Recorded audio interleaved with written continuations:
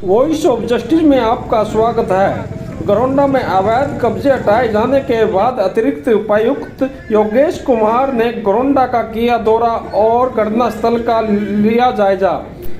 33 परिवार मिले और बातचीत के बाद 33 परिवार संतुष्ट नजर आए और कुछ परिवार राजनीतिक पार्टियों और संगठनों के साथ धरने पर बैठे। विधायक और सरकार के खिलाफ नारे लगाए और पुतला फूका।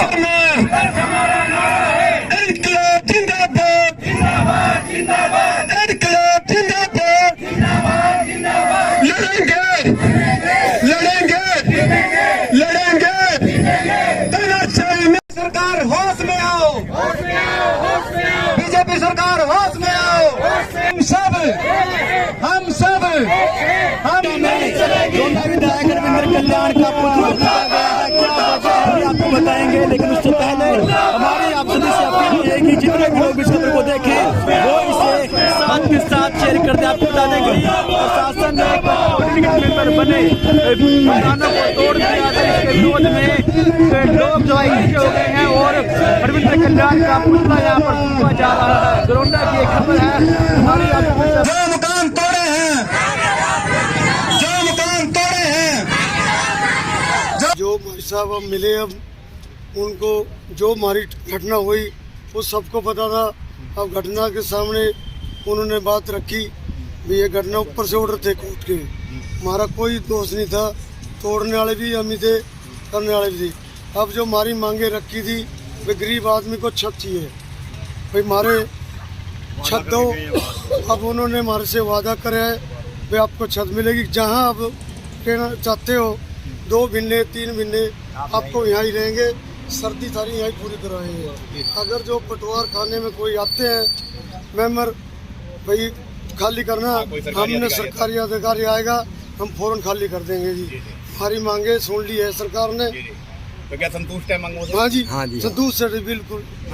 उससे तो संतुष्ट है। प्रशासन अब तक नहीं आया था, लेकिन तो कहीं ना कहीं ये थी कि भाई हमें कोई ना कोई बताया जाए, लेकिन हमें कुछ ना बताने की वजह से ये काम हुआ हमारे साथ। हमने आज भी यही कहा है कि हम पहले भी कभी महलों में नहीं रहे, हम पहले भी झोंपड़ियों में रहते आ रहे हैं और अब भी झोंपड़ियों में ही हैं। हमें एक छोटा सा छत दिया जाए जिससे कि हमारा अपने बच्चों को पालन पोषण कर सके। हमारी क्या कहा, हमें तो यही था कि हमारे से कोई प्रशासन आए, हमारे से कोई बोले, कोई नेता और कोई दूसरा तो दे नहीं सकता। जिस सरकार का काम है तो वो सरकार ही कर सकती है। इसलिए हमने आज सरकार का आदमी हमें मिले, डीसी साहब मिले, SDM मिले, उन्होंने हमें वादा किया है सर्दी के अंदर आपको कहीं ना कहीं मकान और छत हम बना के देंगे। धरना प्रदर्शन का कार्यक्रम था, स्थगित कर दिए, अब हम खत्म कर देंगे उसको। इनकम जो है वो 1 लाख से नीचे है, उन सबको सरकार मेले लगा के लाभ दे रही है। तो मेंस कम है, वहाँ पे करीबन 18 डिपार्टमेंट अपनी 55 स्कीम लेके बैठे हुए हैं। वो तुरंत मौके पे लाभ दे रहे हैं लोगों को स्कीम्स का, ताकि इनकम जो है हर परिवार की बढ़ जाए। जी हमने इनको आश्वासन दिया है कि एक तो जब तक ये कोल्ड वेव जो सर्दी की लहर चल रही है तब तक तो ये प्रशासन का दायित्व है कि कोई भी व्यक्ति जो है वो ठंड के प्रकोप में ना आए। और दूसरा जो है कि अगर कोई प्रधानमंत्री आवास योजना में या किसी भी स्कीम के तहत इनको कोई लाभ मिलता है जिसमें इनको कोई घर दिया जा सकता है या कोई और अन्य लाभ दिया जा सकता है जिससे इनकी परिवार की आय बढ़ जाए, तो वो हम करने की कोशिश। सर पूरे मामले में एक बड़ी बात देखने में आ रही है, जिस प्रकार से ये जो गरीब है ये झुग्गी झोपड़ी डाल के, जो मकान वाले हैं उनके पास रजिस्ट्री और इंतकाल है जी, लेकिन वो कस्टोडियन की जमीन में है।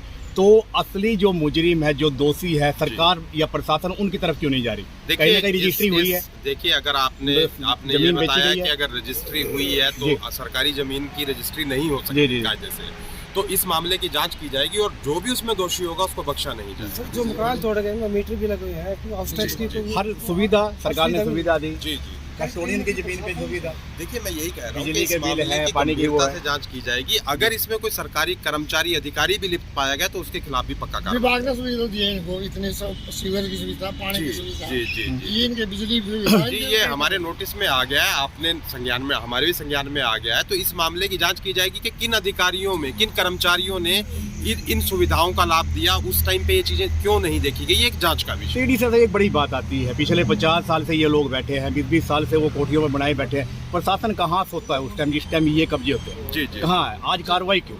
इतने सालों के बाद कार्रवाई क्यों? देखिए कब्जा जो है कई बार जो है रूटीन में कब्जा हो जाता है और कई बार सरकारी कर्मचारी अधिकारी भी थोड़ी सी लापरवाही कर देते हैं, जिसकी वजह से कब्जा हो जाता है। लेकिन जब हटाने की प्रक्रिया शुरू होती है तो कई बार उसमें टाइम लग जाता है, कई बार कोर्ट से स्टे हो जाता है। तो कई बार ऐसे कामों में 5 से 10 साल 15 साल भी लग जाते हैं कानूनी दांव पेच में फंस के।